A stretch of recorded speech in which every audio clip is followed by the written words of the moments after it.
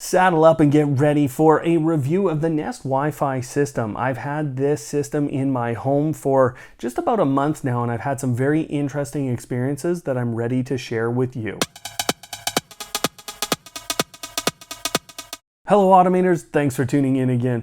I'm Brian from Automate Your Life, and today I'm going to take the frustration out of automation and networking in general by talking to you about the Nest Wi-Fi system. Now, what I have today are the Nest Wi-Fi router and the Nest Wi-Fi access point. So I've had these two devices in my home, like I said, for just about a month now, and I'm ready to tell you what they're all about. And they're really intended to be ready to handle all of your network traffic, but they're also intended to be ready to handle the Internet of Things in your smart home. Let's start with the router, and the Wi-Fi router can be directly connected to your internet service provider, or that incoming connection into your home, and that's because it is truly a router. Now, it can also broadcast a Wi-Fi signal throughout your home, and it does so, and they say, at about 150% of the size of the original version. So this is the second generation of Google Wi-Fi. You would call this Nest Wi-Fi. In terms of what it can do with that wireless signal, this is an AC 2200 Wi-Fi router, and that's the speed that it goes at. Now, that might sound like a lower number than some of the other routers out there, but you call this multi-user, multi-input, multi-output, or if we want to have some fun with the acronym, MUMIMU. Now, that's referring to the number of streams that it can use. This is kind of your maximum speed is going to be there at that 5 gigahertz band, and so for your high consuming devices, it's great to use that 5 gigahertz band with this. Now, the 2.4 gigahertz Wi-Fi is still there, still capable, and it is using 802.11b, G, A, and N. Driving all of these connections that you're making and all of the processing that's needed is a quad-core ARM CPU, and that's actually the same thing that we see over here on the new Nest Mini. So not the old Google Home device, but the new one, and so we're seeing that same processor. Now, on the router, we actually get a gigabyte of RAM as well, and Bluetooth connectivity, as well as something called thread connectivity. And if you've been following the channel, you've seen me talking about this functionality coming to the smart home very soon. Now, as we move on to the wireless access points, this is the second device, and it's really used to set up the mesh network throughout your home. So you can go and place this somewhere else in your home that allows you to create better Wi-Fi signal throughout. Now,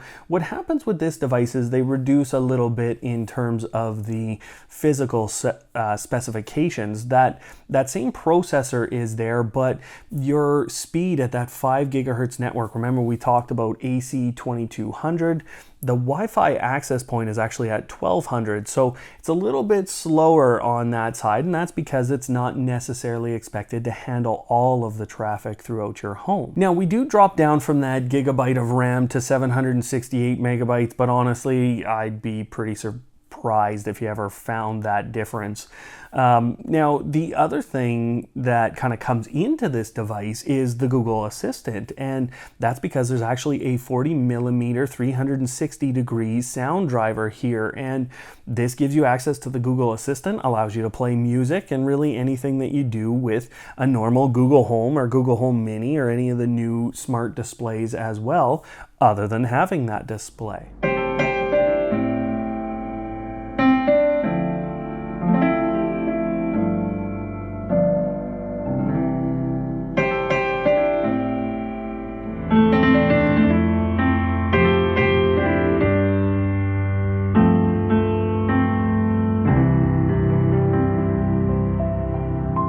And that's one of my favorite things about the Nest Wi-Fi system in general. It's not just a router or a mesh system, it now has a fully fledged Google Assistant on board, and really this is the replacement for the Google Home. I'm not necessarily sure we're going to see a full replacement of the standard Google Home because that's what I think this is. And I love that strategy from Google. They're not just giving you one device here, they're actually giving you that combination of two and then letting you use both at the same time. And that speaker is actually pretty decent. I think it's a good comparison to the Google Home standard. It's very good. It's better than the Nest Mini here, and really it's become a primary speaker in my kitchen space. So it's been very impressive to add to that space and have that dual purpose there. What I instantly noticed were some improvements versus my existing router, and you would think with an Asus AC2900 router, now that you kind of understand what that number means, I should have been able to handle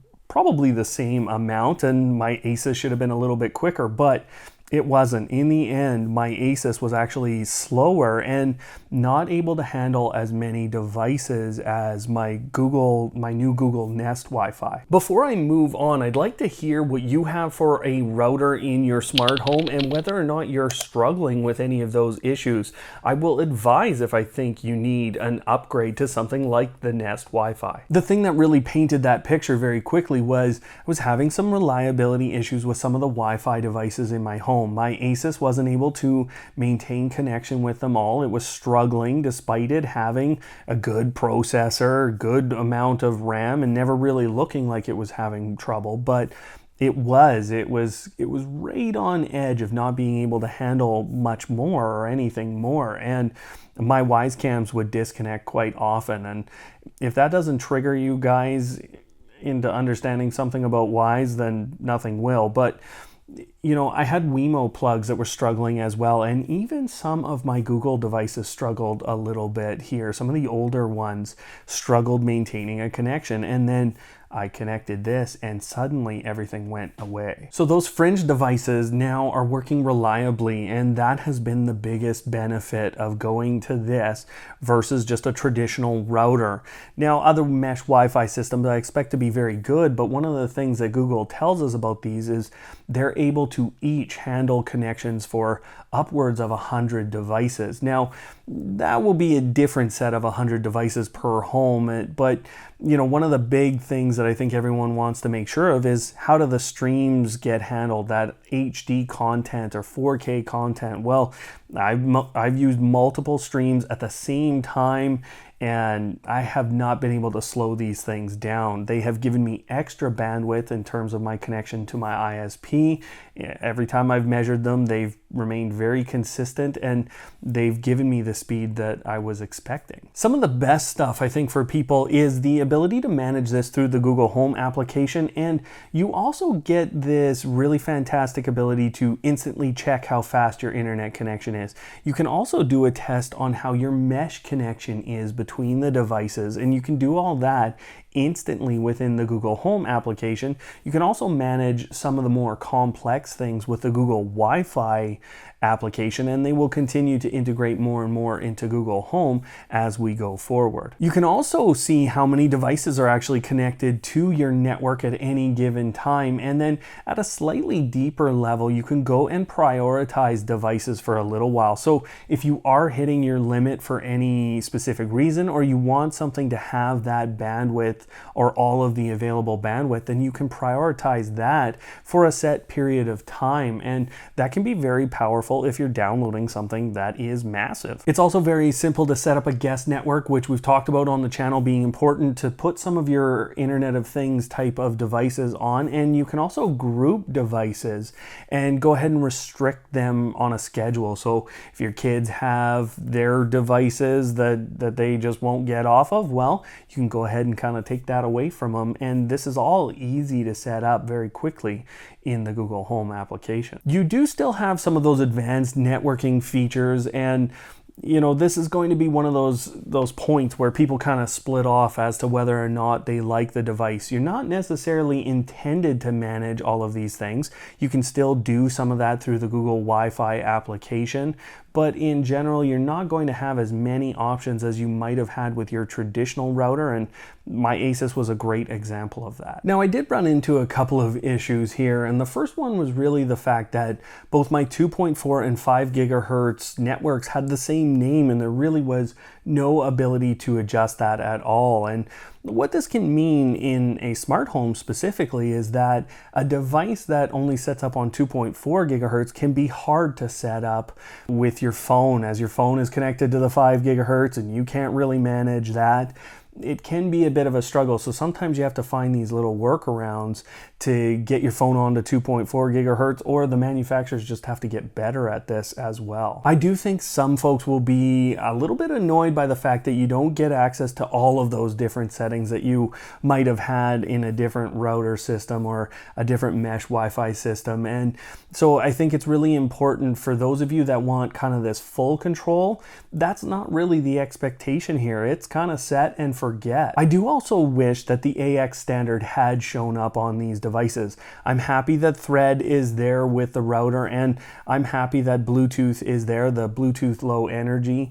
I'm glad that both of those things are there, but I do wish that AX had shown up. I don't think it's a major impact in terms of decision making right now, because there's not a lot of end devices with AX on them, and honestly, I think we're not going to see that many of them show up in the smart home industry here for a few years. But in general, I think the point here is that most people want it simple, quick, and easy, and that is truly what these devices do. I have been so impressed with how these have made my Wi-Fi network very reliable and very robust, and it's taken some of those fringe devices and removed any of the worry. And so I think for those of you with a smart home, this is a really impactful addition to your smart home. If you're having connectivity issues, if you're having reliability issues, or if you're just finding some of your devices kind of doing funny things, then I think you probably have Wi-Fi network issues, and these removed so many for me, and I was able to see it because I did that little upgrade path. It was so clear and obvious to me. I think the pricing is in line with most mesh Wi-Fi systems, and I truly think that anyone in the smart home area or the smart home space is going to get a solid 3 to 5 years out of these devices before they even think of upgrading. And that's even with that AX Wi-Fi discussion there, where they don't have that. Anyone without a lot of smart home devices, this is a solid 5-year device. I just don't think you're going to need any more bandwidth than these provide, and you're going to have great reliable coverage. So from a recommendation standpoint, guys, it is pretty clear that I can totally approve the Nest Wi-Fi system here from us at Automate Your Life. Now, if you're looking for other reviews here on the channel, maybe you want to hear a little more about the Nest Wi-Fi, or you'd like to see a little bit about the devices from Amazon, go ahead and watch the playlist on screen, which is all of our smart home reviews that we've done here recently on Automate Your Life. Otherwise, thanks for watching, and of course, don't hate, automate.